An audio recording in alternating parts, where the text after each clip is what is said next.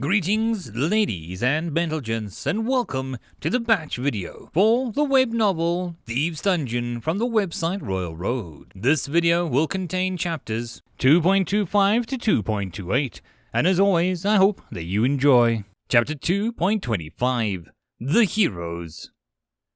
A sign hung over the nameless cafe, rat-free. Slightly above it was another sign crossed out, sorry about the rats. Tona pinched the bridge of her nose, breathing slowly. She settled into a chair outside the cafe, blindly bumping to the rim of a glass to her teeth and taking a sip.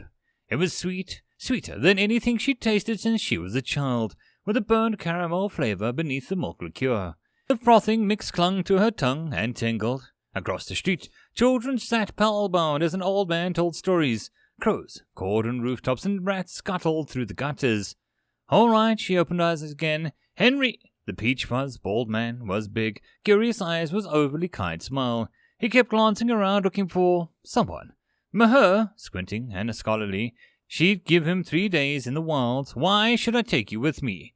Well, not to brag, but with a confident grin of someone definitely about to brag, Nolan Maher traced his fingers tightly through the air, scoring out a ring of letters in golden fire. He pressed his clenched fists together, knuckle to knuckle, and rotated them in opposite directions. The runic circle began to turn. A floating blob of water materialized at the center, and droplet after droplet peeling from the moisture of the air and rolling together to form a shimmering, wavering blob of blue. I know the little sparkcraft.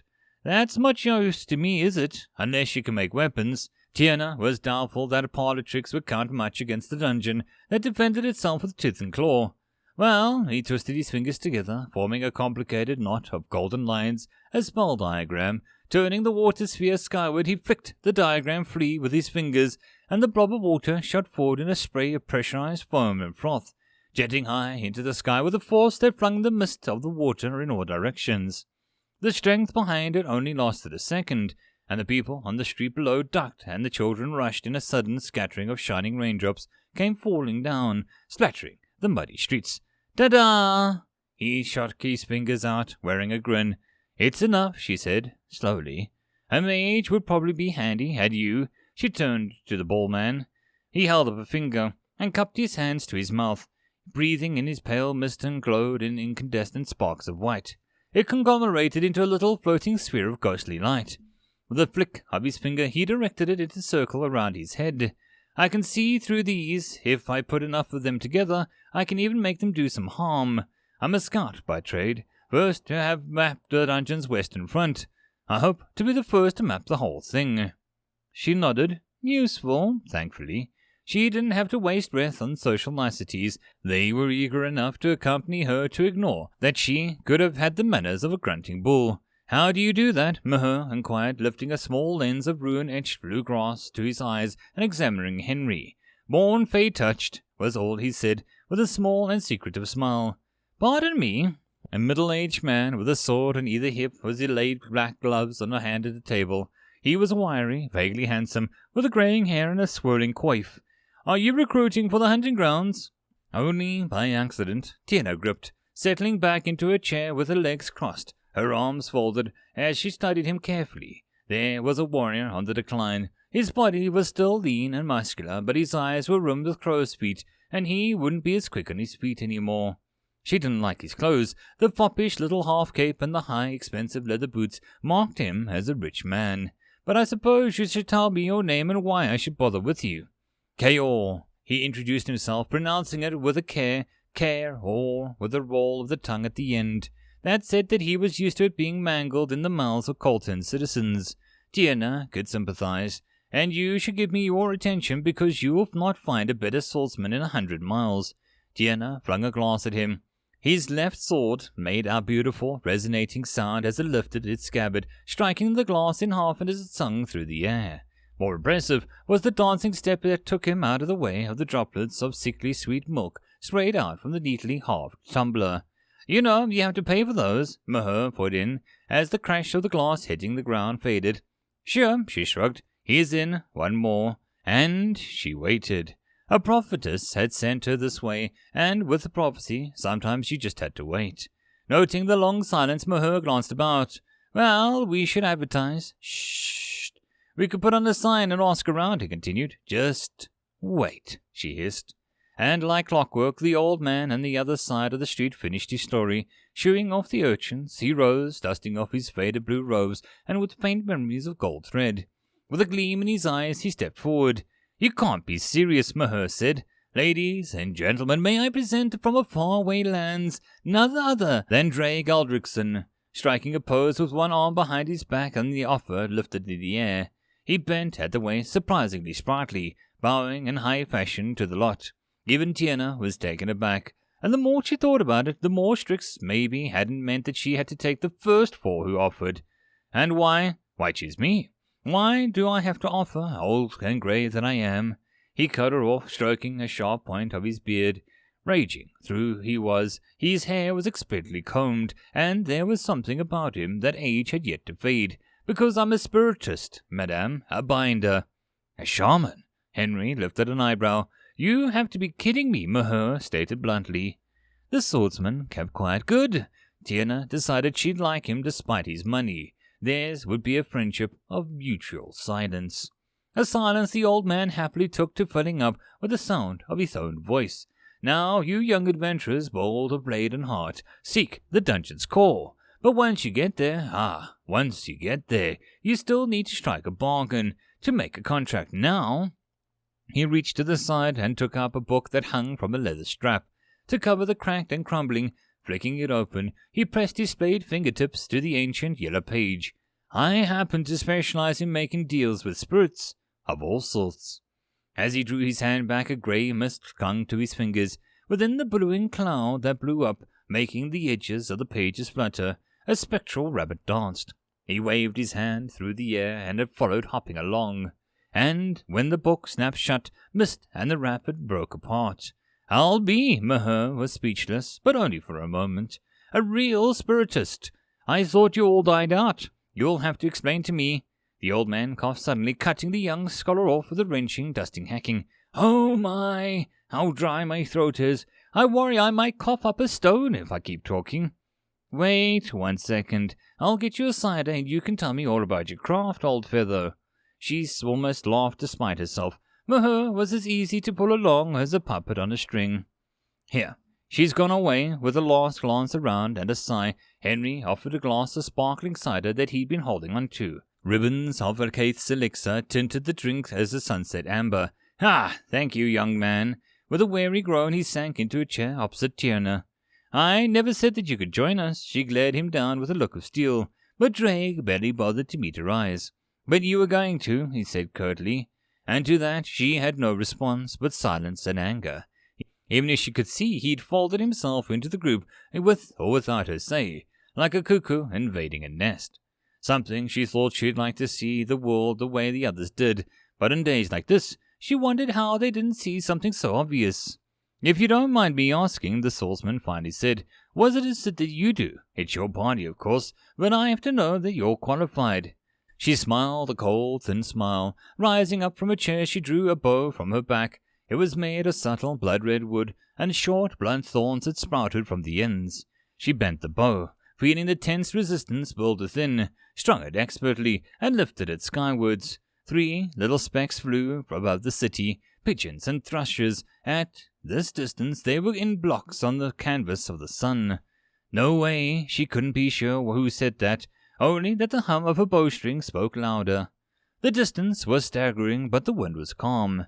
She let loose, and the arrow took so long to find its mark that they all breathed out, expecting that she'd missed. Surely she'd missed. Nobody could make that shot. And then there were only 2 little ink blots, scattering in fright as the third fell, and fell, and fell. End of chapter. Chapter 2.26 Fire Blossom. Cave Kobold. Born in the lightless depths, this little creature still dreams of flight. Name of the nuisance. Songs played by this amateur bard brings chaos and disruption into the world, maddening all who listen. By the time I had pieced things together, it was too late. The merchant was long gone to the winds, and with him went my kobold. Orum's kobold. Whatever trace of draconic heritage the little creature had was worth enough for the Rakasha to kidnap him. Or maybe it wasn't a kidnapping at all. The kobolds raised their side of the story, the naming of Breaksong and their fear of the eldest brother's newfound powder, the distance that they had grown between them, the fact that he hadn't confessed to Orem and showed his fear. Breaksong was trembling like a leaf, clutching his pipe to confirm the matter. I reached out to the name of the leader of the Stone Spinner Spiders, granting him the title Goliath. Nothing. Backlash swept over me, dizzying me. The little runt had used up one of my names, and the easiest way to get back it would be to call the little bard. The depths had been haunted by the incessant music long enough, and I had every area to disparate him. The name would go somewhere worthy. Even now his brothers were inching away from him, perhaps fearing a rain of fire or a pillar of light that would blot him out of existence. But I refused. This wasn't how things were done. Without my creations and their liveliness, my underground world would be narrow and gloom-filled hall of death. A grave waiting to swallow adventurers, the greedy, the madly ambitious. I would go mad myself soon. There was a preciousness to the lives of my creations, and I refused to begin treating them callously. The thing only has the value you give it. Even if this one managed to fray my nerves with his supposed music, I wasn't going to kill him. He was, for better or worse, my creation. I sent waves of reassertion to wrap around the shivering little creature and sent him off to join his brothers. Left strangely exhausted by the whole affair, I pondered. It would be almost impossible for me to get the kobold back now. Not knowing how that merchant moved or when he went, he wasn't interwoven by the nature of dungeons in a way that seemed to give him a rare powers.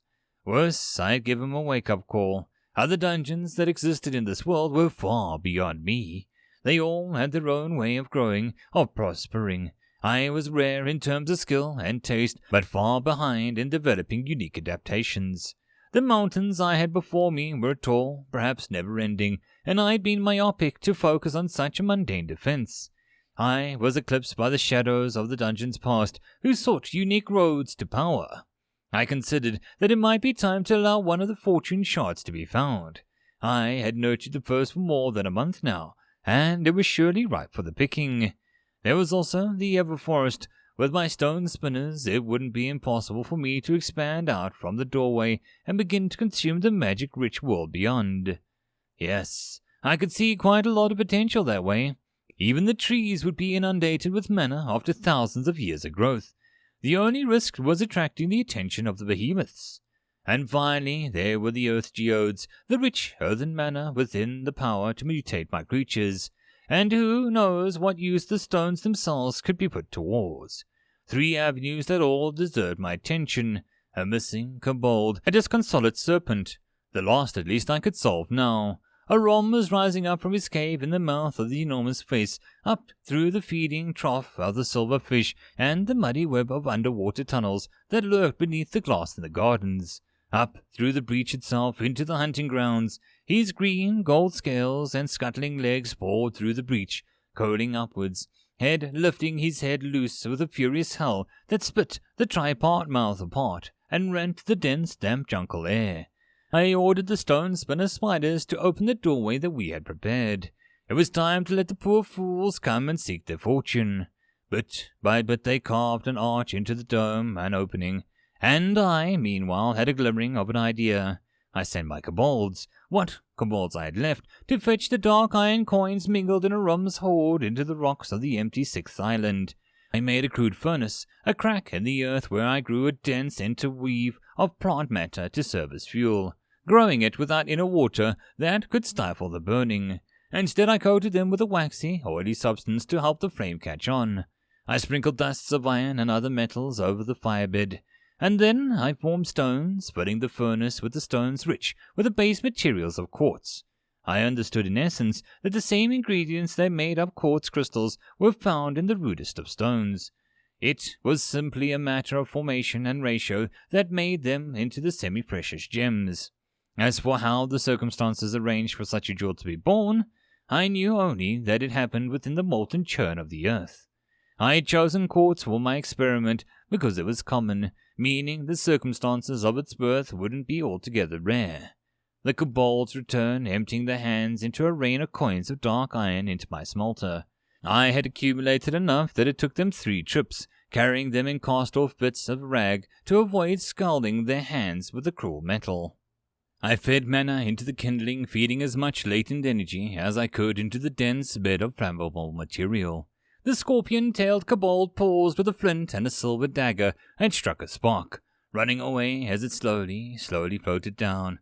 There was a hissing whoof as the ignition lifted into the sky. A raw burst of dragon flame sprayed off sparks of huge cascading ribbons of fire. White as winter, red as dawn, within a shifting core of blue dancing wildly. And I did my best to steal the hellish crater, working stone in from the edges, but it boiled away as fast as I could grow it. The sparks began to settle, drifting like 1,000 fireflies. The kobolds continued their retreat as little blazes sprung up, taking root amongst the thick, fleshy vines that covered the island. I had thought that they were too full of waters and saps to catch fire, but the sheer heat of the withering them down into something dry and flammable. But it was working. Within the crater the stones were beginning to melt, dissolving into molten slurry of silica and other ingredients of quartz. The air within wavered and danced wildly. The walls crumbled inwards, filling in a trickle of the stony materials, and the whole mixture began to sink, melting the earth away beneath. The sheer mana poured into the plants was coming out as they burned, and strange things began to happen. As the molten rock spread outwards, and the twisting thorny vines burned to crisps or cinders, new sprouts began to rise. They were so pale they seemed like ghosts of dying plant matter below, but as they reached up and they blossomed into blue flowers, flowers of flame, perfect cups of wavering azure, and 4 petals each of a teardrop of flame. Something new came out of the pit, climbing up the pillar and spitting flame. Vines of white and flowers of blue. I sensed life within. An elemental was forming, threading its body of living flame through the earth and lifting new blossoms skywards. A 6th island had become a land of flame. I waited hours for the stone to cool. Above, the first humans were stepping into the jungle of the hunting grounds. They were criminals that I'd been promised, bound together with chains. One by one their wardens unshackled them, handing them a knife and sent them forward into the undergrowth at Spear Point. Lying in wait was Orem, Kobuchon, and the deadly beauties. I was caught between the desire to see the expressions of the first challengers as they beheld the 0th floor and their need to see my project's completion. I hovered between the two, nervous and agitated. It was strange, since I intended the world that I created to become their grave, but I cared deeply for what they thought of it. I wanted horror. I wanted wonder. I wanted appreciation. End of chapter. Chapter 2.27. First Culling. Kobuchon felt cold. It was a deep, gnawing lack of heat, one that made his fingers tremble and numb spasms as he left them skyward. The stone spinner spiders crawled across the vault of the ceiling, weaving bridges of stone, forming a mesh that he turned as white as a cloud, threading veins of silver into the latticework that spanned the false sky. Between the mesh, the diamond-shaped gaps, he built lamps of blue crystalline salt and everflame, creating an illusion of a blue sky. Or he tried to. He tried until he felt short of breath and his head resonated with a distant ringing. Chunks of everflame and crystal broke away, raining into the dense jungle below like falling stars. Aislinn was ugly as sin, and he wasn't much better on the inside. He was tall, brutalishly muscular, with stocky legs and long, ape-like arms. He stank so bad that men chained next to him had tears in their eyes. Once upon a time he liked to make shoes out of skin. Human skin.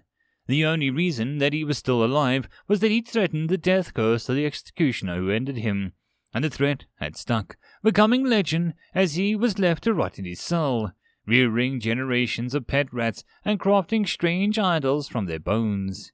They chained him to the back of the line to keep the rest of them moving forward in fear. One by one he'd seen the other prisoners let free, handing a knife, and pushed into the jungle. Soon it would be his turn, and he was shivering with anticipation. In the distance, a blazing shard of flame fell from the ceiling. They could see it ripple, changing before their eyes. Spiders crawling in the ceiling like perverse angels, putting a false heaven in place. Hazelin drooled at the sight. He had a taste for spider meat, a supplement of the dry bread of prison, and they were juicy morsels to him. The guards hesitated, glancing at the last 3 prisoners. The rest had already been let go into the jungle. The crash of the falling star echoed, and was answered by hoots and howls from within the dense foliage. Something roared, something enormous. You know what? The lead guard had screwed up his courage and glanced at his comrades. Wreck all of this. He hurled the keys overhand into the strange flora of the bizarre jungle. Go fetch. The other 2 hesitated. Aslan grinned and yanked it forward by their chains. They yelped, but he was already reeling them in like sweet fishes, winding the chains around his arms to drag them closer and closer into the ogre stink of his breath. My fine little pets, my companions, dear and lubbery, he cooed to them. Oh, we're going to have so much fun together. They sweated in sweet fear from him. The first thing we do, he explained, oh so softly, is find ourselves someone with a knife, and we get the knife forceful-like. There was a southern gate and a northern one. That was the deal. Anyone coming from the south was a tribute, a sacrifice. Anyone from the north was a hunter and a contender. Lined up at the gates as shining guards checked their tokens, they joined the strangest lot of people Tierna had ever found herself lumped with. Her own group passed almost unnoticed, there mere merfolk dressed in high jackets and dangling necklaces of shark's teeth. An 8-foot Goliath in full plate made him seem like a titan of steel. A man with what looked like a winged serpent coiled around his arm. A studious dwarf who peered as the world through a jeweler's monocle was conversing with Meher as she tapped her foot, waiting for them to be sieved through the guard's solitary checkpoint. Minutes ticking by, and she felt like a girl waiting for the circus. As if to complete the picture, Jug juggled an apple. Finally, they reached the gate. It was a thing of ominous grandeur. 2 serpents intertwined over engraved pillars, reaching out to grasp the carving of the sun between their jaws. The step through, and the city was gone, confined to the archway of light behind them.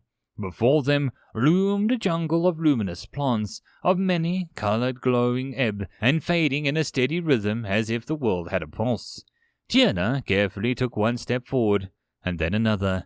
Tiny lanterns of fungal material came as the light as she touched them, and softly drifted into the air. They were spherical, with nets of soft, spongy tissue around a glowing core, lifting towards the ceiling as the boots knocked them from their thin stems and anchored them to the ground. A feathered lizard clung to the nearby tree, a snail like gin jutting from its back. It opened its mouth and croaked. She ducked as a jet of poison sprayed from its open mouth. Before she had even hit the ground, Aura had stepped in from behind her and plunged his blade through the lizard as the petrified tree it perched on. He drew the beast back, skewered, and offered the twitching specimen to Meher. Our first kill, little smaller than expected, the Scarlet noted, scooping the lizard into a little wooden box lined with preservation runes and dumping it into his pack. The poison will be worth something, Henry said, whistling to call the 3 little wisps. One by one they flicked into the jungle, but let's find something bigger. Glowing, coal-topped grass brushed against the tops of their legs as they proceeded, following Henry's directions. Dunlan! Dunlan! Jens was lost. Don't worry about him. He's past his dreams. All that mattered was the knife clutched in his hand and a prayer for survival. He and his best mate Dunlan had a plan, and it was a pretty solid plan. Hide out till nightfall and try to cut their way through the gate. Maybe scare some of the beasties that way and frighten the gods first. It was the best plan that Jens had ever come up with. And he was blowing it because he was lost. Jens! Jens! Jens! The call came from the distance. Huge ferns sprouted up around him, like the primordial forest of before days when Colton hadn't yet been settled, like the great big blister of civilization on the land's back. Fungal bodies, the shapes of the great red cups, loomed above him, the little veiny lines scalloping their underside, glowing with a faint light. He hurried towards the voice, but it wasn't Dunlan. Dunlan was dead already, lying mangled in a twisted limb over a rocky stream, the red wicking away on the flowing water in ribbons of blood. "Jens!" the voice came from above. Jens felt a shadow fall over him. Jens turned his head to see the enormous black body of a crow descending, talon feet stretched out to catch him like a scurrying mouse. Don't worry about his past, his dreams. None of them saved him in the end. Tiana held a bow at the ready.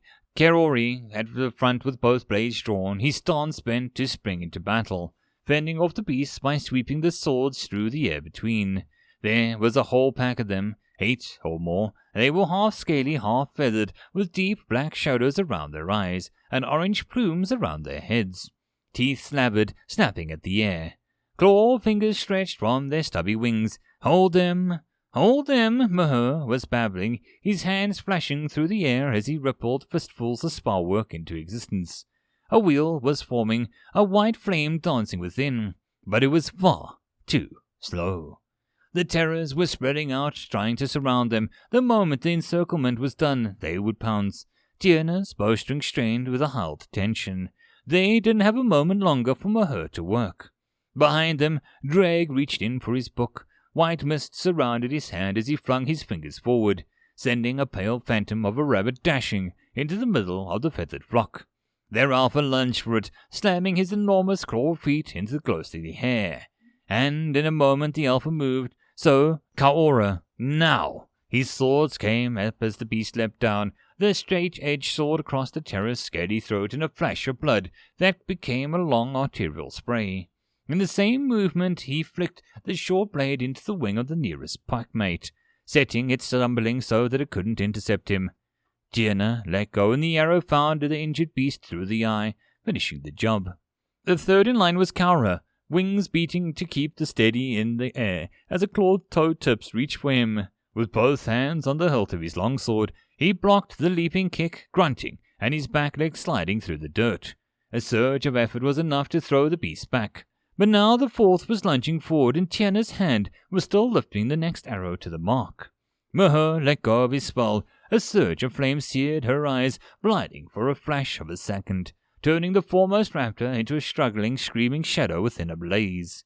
It faded as quick as it came, but the moment of relief had cleared the space between them and the flock. Tiana's bow sung again, meeting the terror between the eyes. Dead. Kerora lunged forward and one that had leapt for him, catching the beast with a heavy overhand swing as it was still scrambling back into its feet. Blood spilled from the hewn skull. The remaining 3 scattered, letting out a barking, hooting cries of panic. Slowly, her breathing slowed to normal, the thunder of her heart letting loose. In the moment she was always calm, but in after she was only human. Panic, shaky, and excitement with exhaustion and draining adrenaline all came in the wash. Tiana knelt by the corpse, examining the bright orange feathers. Good for arrow making. Oh, the meat would be worth pretty penny for the magic inside. But alas, we'll have to be quicker next time, Driag sighed. What do you mean? Watch, the old man said. And she did. The corpses were coming apart. The light burned them at the edges, dissolving them into motes of flame that drifted into the air and vanished. Not all blinked out. A few spiraled towards her, settling on her skin. Only the feather in her hand remained. Always the way with dungeons, Drag opined. Ha! Look! Mahur held out his hands, showing the way that it clustered onto him. His jaw of the strongest of any of them, probably thanks to his magecraft. The little bright sparks swarmed through him as a meteor shower of gold. But Tiana was more concerned than elate. Mahur, is that little lizard we caught still there? Oh yes, let me see. Digging through his bag, he opened the box. Yes! Good! Then we can keep what we kill as long as we take quickly. We'll hunt a little more and then call it a retreat for the day. She had hunted for years. Greed wouldn't make her forget the hard lessons now. Kill too much and the blood would call predators. End of chapter. 2.28 For Glory. Aislinn was surrounded. 2 little birdies, pretty as a feather, long of snout, with plenty of sharp teeth. Their leathery grey muzzles came peering out of the underbrush, dark slanes wringing the flesh around their eyes. Orange feathers cowled the backs of their skulls and their long necks. turning gold as they continued down the powerful compact body with enormous powerful legs that tore up the earth beneath the 3 feet. He could have been looking in a mirror. He liked biting and ripping and kicking too. He didn't have feathers, true, but other than that... "Come hither to me, oh my long-lost sons," he sang. The stranger's softest voice came cooing from the monster's lips. He could whistle a bird down from the heavens. At least until the local pigeons had heard about what had happened to the first one. "What?" the man shackled to his right arm hissed. "Are you doing?" "Are you mad?" the one on his left barked. A bit slow on the uptake, Aislinn had to say, if he was only noticing just now. Starting to edge away from the chain stopped him. Aislinn just grinned and watched as the raptors coming forward, slowly edging towards him and the 2 men who were pulling at the chains with all of their strength now, trying to drag him away as the beastie came forward. Ha! With a sudden cry, he simply swung his left arm forward, and the man chained to it followed. There was a glorious moment as the poor lad sailed through the air upside down, his face a rictus of fear as Aislinn grinned so wide and open-mouthed that his head might have been at risk of coming unhinged.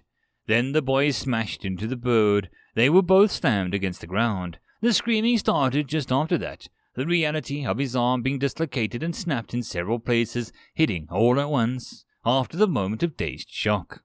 But Aislinn had no time for sorries and thank yous. The other birdie was leaping towards him, and now he yanked his right hand forward, bringing the hisser, the naysayer, and the Dow character flying towards the birdie. Swat! Swat! He swung them about like clubs, great bloody bludgeons of meat getting bent and twisted and wailing as he used them up. But he didn't see the third birdie, did he? The one hiding in the bush. It slammed into his back, great rending claws sinking into his meat and pushing him down towards the ground. He screamed, of course, but he laughed too, and rolled and fought and managed to buck the raptor free from his shoulder, getting on top of it and wrapping the chains around its throat. His hand pressed down onto the underside of the muzzle, holding its jaws back as it was sweating, mad-grinning face, slowly the blood dripping down his back. He strained and choked the beastie till it was all dry of breath, its claws scrabbling all over his forearm, ripping the skin open and red beneath. The man on the other end of the chain was alive during all of this, groaning a sad pile of sobs and whimpers. His arm was bent the wrong way now. The lad was on the other arm was unconscious, hit his head one too many times. When he had the thing dead, its legs ceased kicking, its toes curled up, and he let out a sigh of triumph. There was nothing more satisfying than feeling something break. He knelt there, dripping blood from sweat, and Aislinn heard the distance of a vast roar, the shaking of the jungle, the approach of a vast beast. Something told him that he was home. Henry's wisps were proving invaluable. With them they could avoid places where poisonous sporing mushrooms clustered thick, a jungle of the sleep-oozing stalks and the ambushes of the clever terror birds that left the crows in the trees above. Tiana watched their shadows follow their group as they moved. Above, the sky was changing as she watched, a white grid of blue glowing between the spaces stretching over the vault. It was a vast and beautiful thing to behold.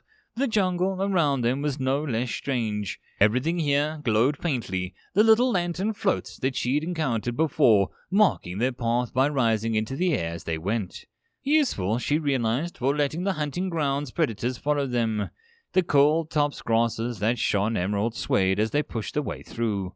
The vast mushrooms let loose spores the size of a fist, bobbing through the air, balls of fluff that went tumbling on the breeze. It was like nothing that she'd ever seen. They'd met the feathered terrors twice more, each time sending them off with an initial few kills, but they were still following the group at a distance, and they were growing in numbers. There was a swarm coalescing around them, gathering in size and fury, and when the cowardly raptors felt that they had the advantage, they would strike for real. Henry grimaced, snapping his eyes open. The strain of constantly sending out his wandering eyes was adding up, and she could see him losing his grip. 3 more just arrived. There's 27 now. I'm not sure. He was interrupted by a war cry, the hooting, piping laughter of the terror birds. She saw him flinch at the sound. Oh my. We have gotten them angry, Drake said. The old greybeard chuckled nervously. If we stop here, I can work on a spell, something to scare them. Meher had been fumbling with the spell work for the past several minutes, knotting fiery golden characters into a central design that rotated and twisted in all the ways that made her eyes hurt. No, if we scare them, they'll just be back. On this one, she was sure. They were dungeon creatures. The first instinct wasn't to themselves, but to their home. That's why we take the window of opportunity and retreat. He hissed back at her. Forward, she responded. Always forward. She had been told she needed to see something, and until she knew what, there was no retreat in Tierna's mind. But you heard her. Kerora cut in. The graying sword's master was a hard man to argue with. His voice was as strict as steel. Up ahead, Henry was suffering the toll of using so many wisps, making his voice begin to shake. His hand was clenched around his chest as if he was freezing cold, fingers clutching the fabric of his tunic, squeezing down until his knuckles went white. There was a breach, guarded by a creature half man, half spider. Are you going to be all right? Tierna asked. Henry just nodded, forcing the chattering teeth to spread into a smile. She doubted that he could have fought off a chicken, but if he said he was good to keep on going, she would take him at his word. Come on then, let's see him for ourselves. Kobachan stood over the breach, guarding the precious egg that waited for it to hatch and its royal bed of woven ferns. Fires danced along his fingers. They were mana flame, raw power left unshaped, the clumsy byproduct of his work to craft the heavens into place. It was almost done now, the vast grid of white and silver, the glowing diamonds of blue between. Like an impressionistic sky, it added something surreal to the jungle below. Something not quite right and yet beautiful. But was it enough? The arrow almost caught him off guard. He wore his armor, with the pearl plate and skeletal helm, with the rising spikes like a crown around the brow. And with a sudden twist of the arrow winged off the shoulder instead of piercing through the joint. His head snapped about. Humans in the brush. At their head was a man with two swords, wiry and quick. Just behind him, a black-haired woman with a red bow. She knocked another arrow. A mage holding a knot of spellwork in place with an effort that made his hands tremble. A bald-headed man the Maker recognized as the scout who'd first mapped the ravine. The white-bearded old man walking with the help of a staff, a book unfolded in his free hand. Kobachan lifted his glaive, stepping forward slowly. The cold exhaustion of shaping the hunting grounds was still with him, sapping his strength, weighing down his every motion.